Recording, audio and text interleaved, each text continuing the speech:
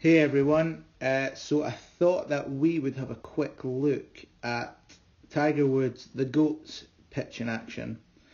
Those of you who know me well or come for lessons with me know that I don't really like comparing full swings to tour pros. I think that the physical capabilities of a tour pro versus your average Joe, it's not realistic to compare the full swing, but in my opinion, I think there's no reason why your short game, pitching, chipping, bunker play, putting, can't be the strongest part of your game with the right fundamentals and a little bit of hard work.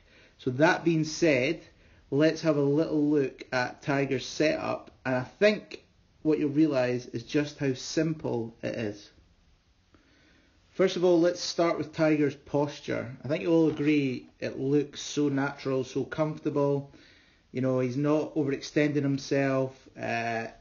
We look at a lot of postures in terms of where the arms hang. So you look where the arms hang, inside where the shoulder blade is. That means that his hands are hanging nice and natural. Something that I see quite a lot is I have students or people that online lessons where the shaft angle sits really, really high. So what that creates is a lot of space between the hands and the body, or the shaft angle sits really, really low. And what that does is the hands almost sit in line with the thighs. And if you look at the sole of Tiger's clubs, there's flush to the ground. Obviously, if the shaft becomes higher, the heel comes off the ground. If the shaft becomes lower, the toe comes off the ground. So a nice natural posture where your hands hanging naturally and the club flush to the ground is something that I think everyone should do. And looking at something that you might not be aware that we look at a lot in setup is what we call balance points. So if I was to draw a line from Tiger's armpits down, you can see that he's centered in his weight distribution. He's very, very balanced. He's very, very neutral. His weight comes over the laces on his shoes. Obviously, if we have a little bit too tall of a posture, our pressure tends to come back into the heels. And if we're a little bit too far over it, obviously those armpits now become towards the toes. Even though the pitching action is not the fastest action, it's still very important to stay balanced to make sure that sense of strike and the contact is exactly how we want it. So I think you'll all agree at this point, nothing overly special about Tiger Woods, one of the greatest short games in golf, setup. Nothing really special here. So let's go to his takeaway here, and something that I really want you to focus on is how connected his takeaway is. So you can see his chest turns, everything goes in one piece. A lot of people, their chest stays very central point towards the ball, and their wrists they get a lot of wrist hinge early, and what that does is it's going to affect how you're going to release the golf club, and that's going to affect the low points, or where you're going to strike. Is it ball turf, or is it turf ball, is it ball and no turf? So this really connected takeaway is really, really key to making sure that, one, you can control the strike, but two, as we're going to see later on in the video, controlling distance. The position of the takeaway as well, I think, something to really focus on. So if you look, a lot of things that I see with people is their takeaways come a lot on the inside. So the club head would maybe be in that red circle there. What that's going to do is that's going to completely change the swing plane, and again going to compromise the strike. But the most important thing for me here, and people that have been for short game lessons with me at Wells Green will know, I like to see from this point the toe of the wedge pointing up the way. What this does is that exposes the bounce, the bottom part of the wedge, and it's going to make sure that we're not going into the contact with too much leading edge.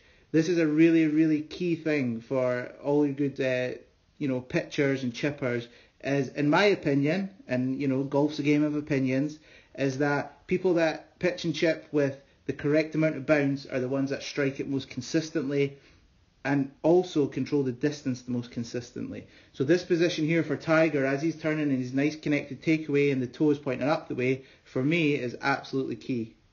It's always important to remember that the bounce is your friend.